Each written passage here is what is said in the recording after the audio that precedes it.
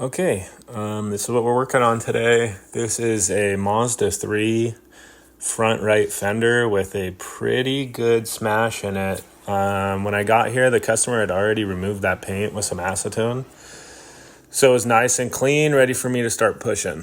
Heating the panel up, just making sure that metal is going to be malleable. The more you heat it up, the more it's going to want to relax and move for you. So just heating it up, and I have a big soft tip ball behind this, and I'm being very careful because sometimes on these fenders, when the edge is bent and you go right in and start pushing pretty hard, you can really mess the bottom of that edge up. So I have that big ball kind of right underneath that crown that you're seeing me hammer right now, and I'm using it to kind of try to drag that metal or influence that metal. See, I'm pushing down and then tapping at the same time, so it just gives that metal a place to flow towards, a place to move towards. And so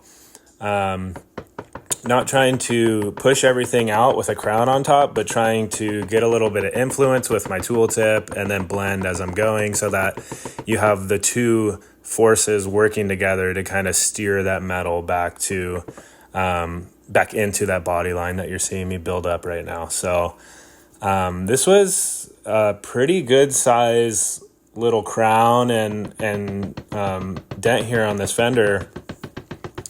But surprisingly, I mean, to get this workable, it only took me about 10 minutes. This first clip was 10 minutes. And, by the time I finished with all this blending up top, this is just kind of the crude, getting the metal to move, getting things in position. I'm cleaning it off right here.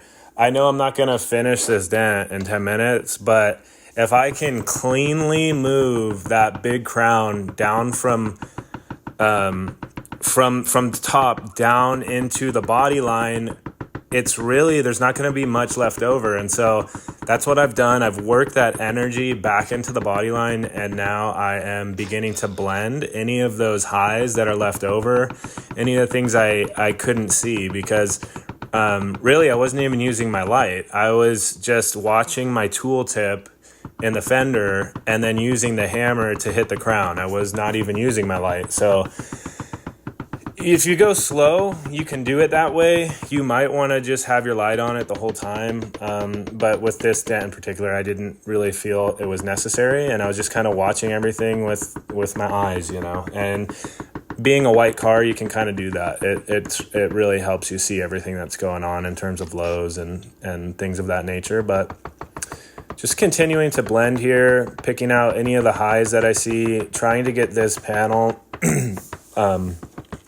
trying to get it uniform, trying to get everything filled up, trying to make that metal relax. And, for such a bad looking dent, it's coming out really quick. And, in my mind, looking at this panel and knowing that it's been about 5 minutes, 7 minutes, and I've already got this thing in a place where I'm very happy and confident I'm going to be done in an hour. So it's really cool when this happens. It doesn't happen every time, but the metal just moved really well. So here I'm just showing basically what's going on in the light after I've done that tap down work on the crown, blended it back down into the body line, released the panel, and did some pushing with that soft tip down below.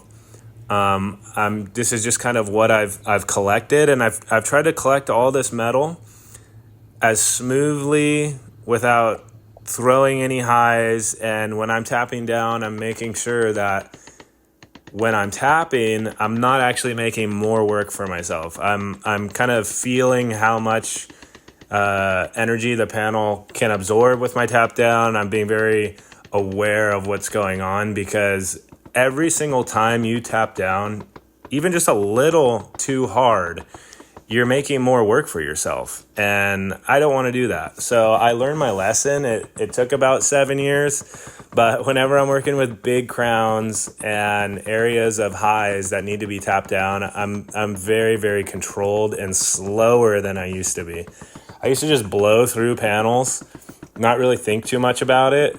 And then afterwards, I'd have all this cleanup to do. So it would make an hour-long repair an hour and a half, or it would make a 2-hour repair a 2.5-hour repair, or even a 3-hour repair if I was just very careless with my tap down works and just trying to blast through stuff. So I realized, the slower I go with this, the more careful, the more I'm watching the metal, not throwing any lows at all with my tap down. It just saves so much time. I don't have to unwork kind of that damage that I put into the panel. Here, I'm just showing the little bit of lows that are left over kind of towards this headlight here, pointing at it.